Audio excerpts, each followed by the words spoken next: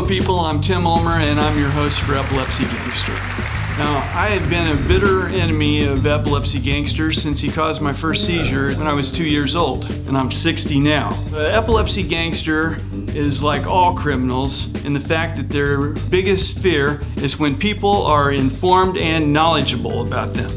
So my strongest weapon is to acquaint you with members of my gang who are living happy, productive, and socially active lives despite the fact that they have epilepsy, but epilepsy does not have them. If this is your first time, please subscribe and leave a like, and in the meantime, let the show begin.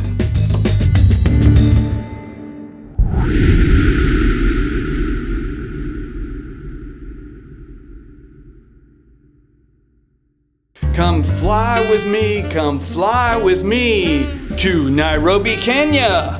The Epilepsy Gangster made it tough for Fred Kasiram to get a job himself. But once he got his footing, he started a nonprofit foundation. But his foundation does more than just to educate people about epilepsy, but it actually teaches vocations for jobs. And what's astonishing is that the school is not just for people with epilepsy, but also for single mother caregivers.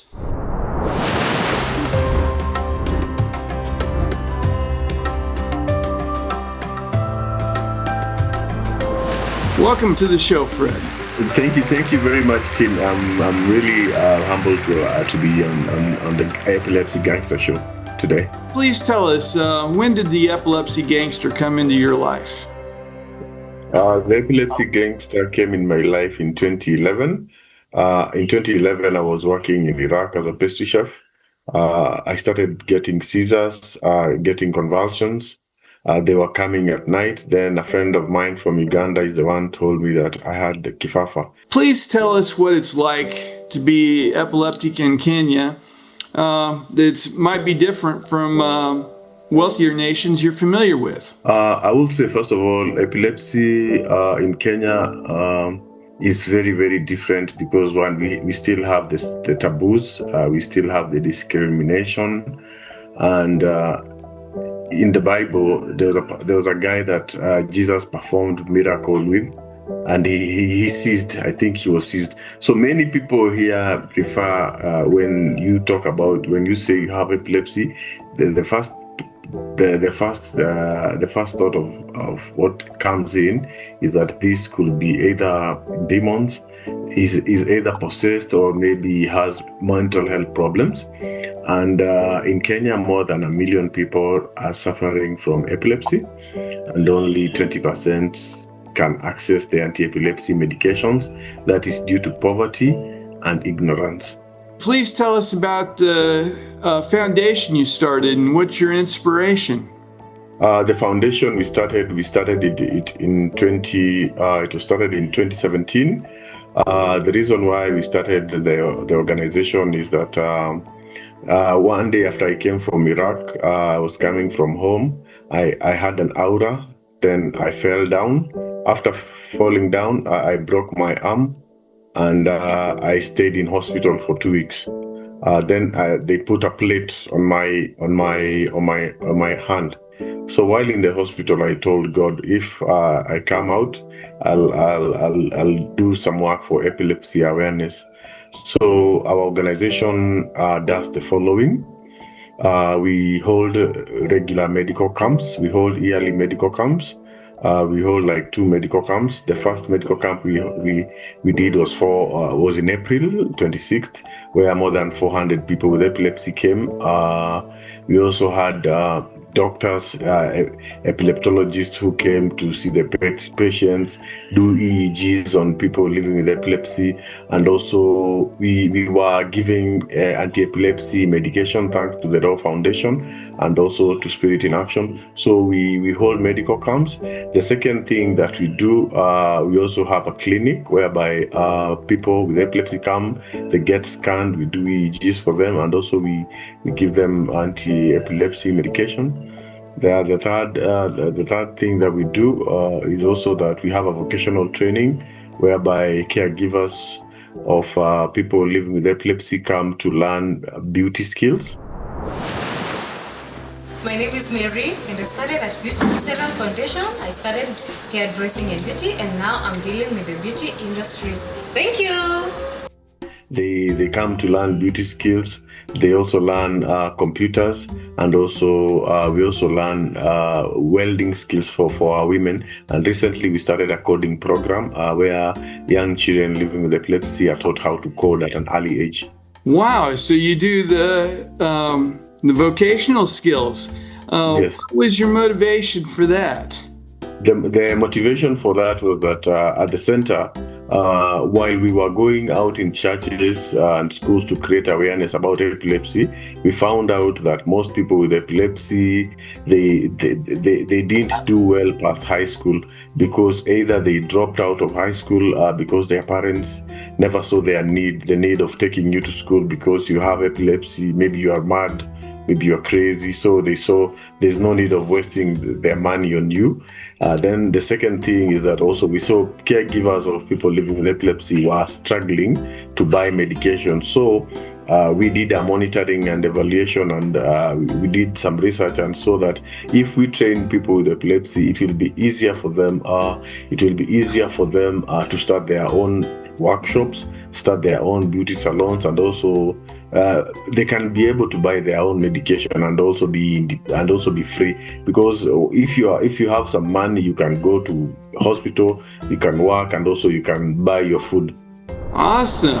I need to take a break from our interview for just a moment to talk about a very earth-shattering day several years ago when actor Cameron Boyce died of SUDEP. That stands for Sudden Unexpected Death by Epilepsy. It's something that most people had never heard of, myself included. The Danny Did Foundation is a world leader in educating people about SUDEP and what steps can be taken to reduce the risk. This foundation was started after the tragic loss of 4-year-old Danny Stanton, who passed away from SUDEP just days before his 5th birthday. Danny's parents, Mike and Marianne, started the Danny Did Foundation to spread awareness and empower those with epilepsy so they can go out and enjoy their lives just like Danny did. I must say that I'm very emphatic that you please visit the Danny Did Foundation website to learn more, because SUDEP is something that can claim anybody. Let's return to our interview. Awesome. Tell us about the cooking, the pastry. The pastry project, we normally cook sweet cakes. They're called sweet cakes. Normally we make, it's also a women's project. We normally make the sweet cakes, and then after making the sweet cakes, the women are the ones who sell them. The women are the ones who go and sell them out in the community. When they sell them, we give them a small stipend, because we give them something like, we give them, what is the word? We give them, if they sell at, we give them a small discount. So with a small discount, if they sell more, they will get more money. So it gives them more time to work hard and also get money for them. And also sometimes also we make pizza once in a while, like Saturdays, and sell to the community. Many people don't necessarily stereotype pizza with Kenya. Once we get the word out here, that may get some increased tourism for you. Thank you. How did you do welding? The welding also came because our community is a small town. It's a small town, relatively small, and it's growing. So the women saw a potential of if the women can start their own, they can start making their own welding items and sell.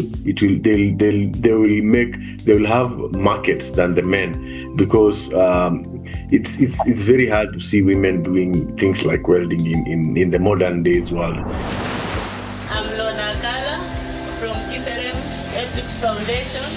I'm the beneficiary of Kiserem Epilepsy Foundation. I pursued welding. Now I'm a welder, earning through welding. I'm grateful for that. So it is easy if the women come and learn and train well, it will be easy for them to be trusted to do work. It sounds like your biggest concentration is on giving women skills other than men. Am I correct? That's a tough one. That's a tough one. Yeah, we also offer men skills. We also offer men skills. Also, men, they are in the they are in the beauty project. They are also in the welding, but we concentrate more on the women because women are left behind. They're still left behind. By economic capital, Kenya, still men have more say on the income. And also remember, Tim, most of the women here who have kids with epilepsy, the men run away. Really? Once the father realizes that maybe the daughter or the son has epilepsy, the first thing he does, he runs away. So he leaves the woman with a child with no job. Oh, pitiful. So some of your training is for caregivers who are... Yes, some of it is for the caregivers because we mix the caregivers and the other members of the community. So then we blend both of them. So the caregivers just pay for admission, but the other ones, they pay to sustain the program because we have to pay the teachers at the end of the day. They need some salary. How many teachers do you have for all these jobs? Yeah, currently we have 5 staff. We have 5 staff that we are working. We have the welding teacher. We have the bakery teacher. We have the computer teacher and the beauty teacher. Then the administrator. So we are currently 5.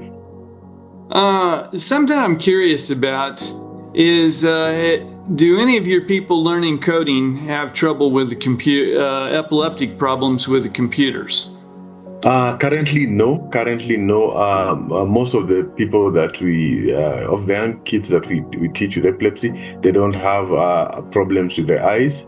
And also what we also do is we try also to limit, they learn 2 hours for coding, and also what we do during the 2 hours, we try to change, we do different games for the students so that they'll not like spend the whole day and the whole afternoon on the laptops there. Yeah, I bring that up because in the last 5 years, about 80% of my activity has been after I've had a long day on the computer. Oh, okay. How do you prevent that? What I've started doing in the last 3 months is I bought special glasses to in blue light. And okay. I went for 3 years without any kind of aura, but starting back in November, I started feeling auras again, or something similar to the way auras had been before I started my seizure-free period. I will not work more than 30 minutes at a time. I'll take a break then for 5 to 10, come back. But I learned that if I'm on the computer for a total of more than 6 hours a day, I run the risk of a seizure that night.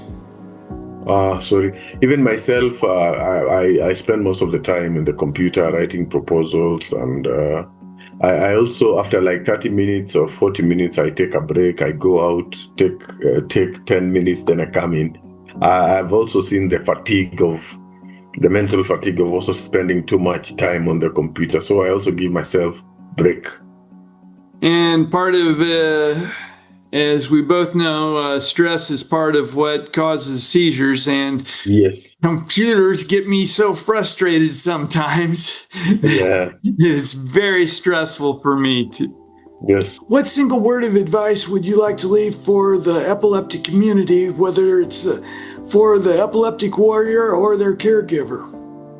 The single word I'd like to tell our people is that we should not give up. We should continue fighting. We are warriors. Let's continue fight. Let's continue loving each other, and also getting the passion for and also let's encourage also the doctors who are doing an amazing work in doing research. Let's encourage everybody to push up and to work hard. Eventually, we'll stamp out epilepsy in the world. Bravo. Well said, Fred. Thank you very much for joining our show, and God bless you with your students in Kenya. Thank you so much, Asante.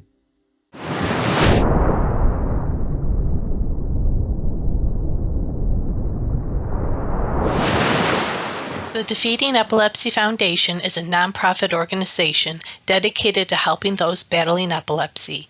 We provide advocacy and educational services to those battling epilepsy at a global level. For more information about our projects and services, please visit our website at www.defeatingepilepsy.org or email us at info@defeatingepilepsy.org. Please like us on social media and follow us so you can see how we are making a difference. Thank you for your support, and together we will defeat epilepsy. Hi, I am Natalie Beavers, and I am one of the many survivors living with epilepsy. My life has been filled with many ups and downs. It's just a part of life.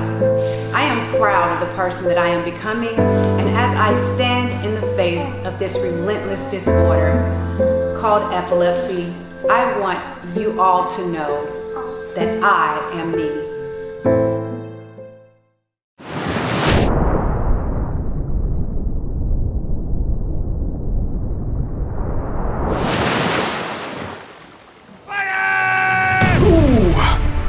Wow, that was close. Epilepsy Gangster, my gang and I are rolling out the attack on you. So, for the rest of you, may you be seizure free and God bless you.